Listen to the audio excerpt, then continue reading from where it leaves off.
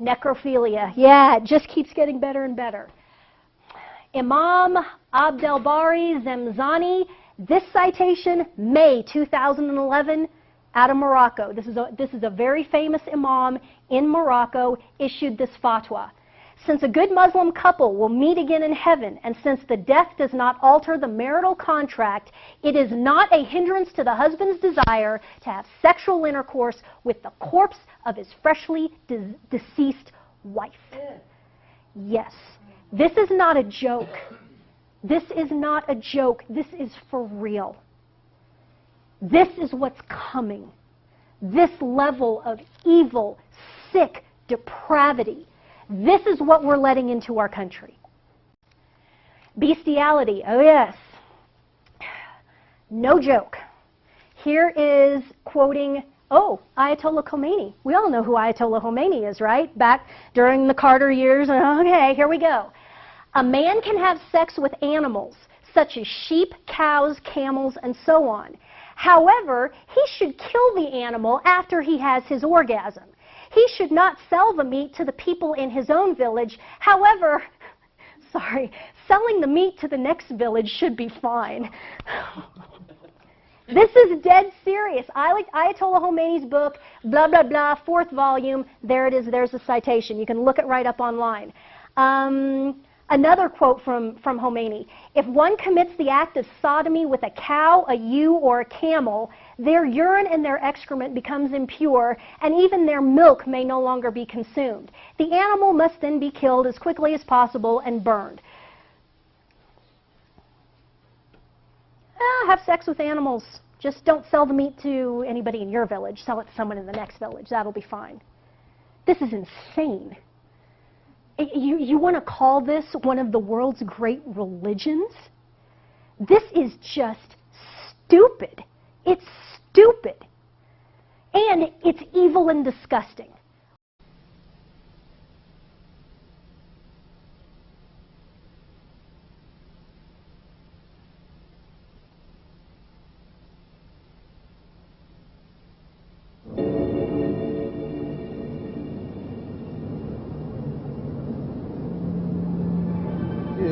Friends riding with me used to drive them nutty. Going along, and all of a sudden I'd back off the gas. I might even put on the brakes. Wow, look at her! And they snap their heads around. What? Where? Then they realize, oh damn, it's a horse. Shouldn't say that unless it's some girl in a bikini. There's the horse up there, George. There's the horse up there on the right. Ah. Can you tell if it's male or female? I can't tell anything from this distance.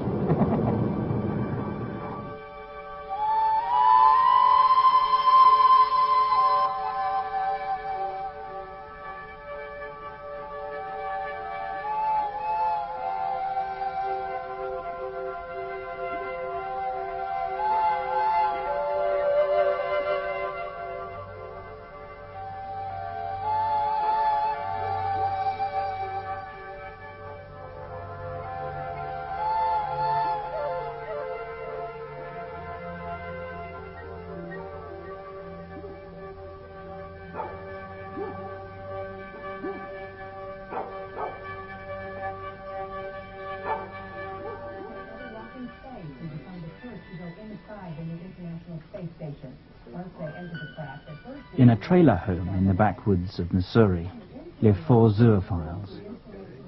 They are united by their love of animals, a love which is both emotional and physical.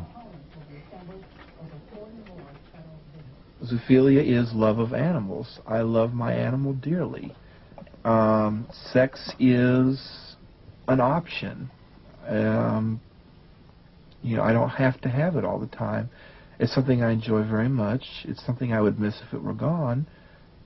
But it's not a necessity. It's not just about sex. No, not that piece of garbage. I've got a male and female dog, and I've got my female donkey. And with my dogs, I'm as close with my 2 dogs as I am with my girlfriend. I'd be just as upset to lose either of those as I would be to lose my girlfriend. Mark, who owns the trailer, lives with Pixel. He is partially blind. Pixel, looky here. Yeah. The two got married in an unofficial ceremony 5 years ago. I love Pixel. She's gorgeous. My God, that's a beautiful little pony. She's sweet. She's loving. I'm very proud of her, and I like to be able to tell people how wonderful she is. Be careful, Sandy. You know, this is Pixel's territory. I've paid a price for this lifestyle. I've had to face up to some friends that just couldn't handle it and say, okay, well, you know, I hate to lose you as a friend, but I understand. I'm sure that I see my children much more often than I do. They claim they're okay with it, and I think they are, but they don't really want to talk about it. Don't like to be reminded of it too much. They understand it's a part of me. What Mark and his friends do is illegal in 2/3 of America. They've chosen to live here, in Missouri, because it's not against the law in this state.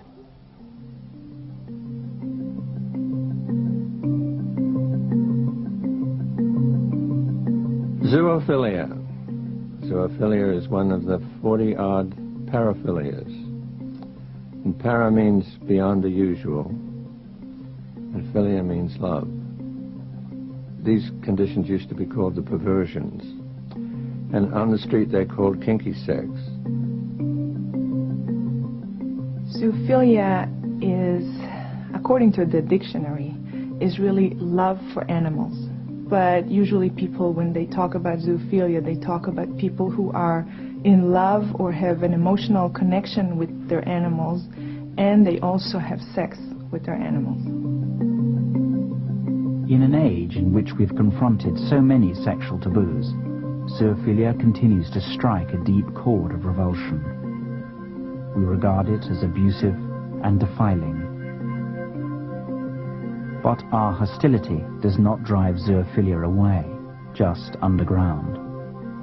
This film tries to understand how and why people become zoophiles, and to explore the reasons that we ridicule and condemn them.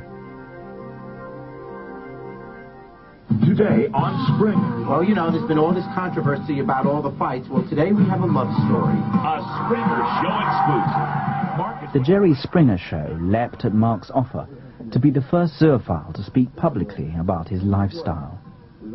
He believed that any exposure was good exposure, even if it meant appearing on America's most notorious confessional talk show. I married a horse. Today on Springer.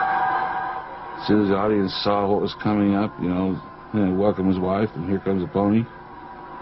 Well, it was in the fan then. They just went crazy. I wasn't.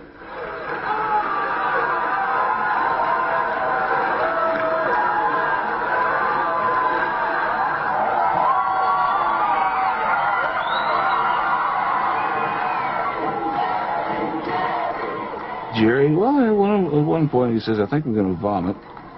If I'd been faster on my feet, I would have replied, hey, it's your show, go ahead. This is pretty sick, isn't it? America never got to see Mark. The show was pulled before transmission, judged too controversial, even for Springer. What do you mean? Hey. The program was viewed by a number of management personnel and the people who were in the master control area. I think that the response from some of the people was one of absolute hysteria about the subject matter. Well, when I watched it, you know, it was just hard to believe, you know, that people were just, you know, couldn't believe it, you know. I felt like this is a subject matter that really has no reason to be on television from a personal standpoint. I found the show to be the type of show that, personally, I find the subject matter offensive. Although the Springer Show was never seen here, in the small Midwestern town where Mark lives, rumour and gossip soon spread. I just heard that he's married to his horse and sleeps with his horse and several animals or whatever. We were told that he had sex with his horse and with his donkey. What they do is their own business. That's the way I look at it. Because I've done bad things before in my life too, but no, you know, I've done just about like President Clinton. There's a lot of mixed comments about it, and there was even some that got thrown our way from what we do about certain things to certain animals, but there's two terms there, and we do the other term. Of mounting. Of mounting, or stuffing. To most of the world, we're a joke. You know, we're jokes. You know, barnyard humor.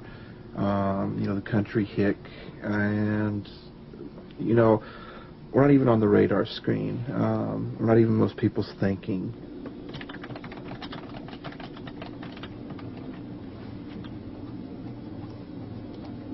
Oh, Red Dog's coming up this way. Oh, yeah? Mark and Tom spend hours each day on the internet, talking to other zoophiles around the world. Everyone here first got in touch with Mark through the net.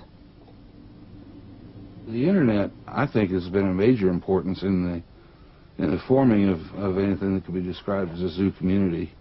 Before that, contact with other zoos was extremely difficult. Your best friend could be boffing the beef on the side, and you'd never know he was a zoo unless he told you.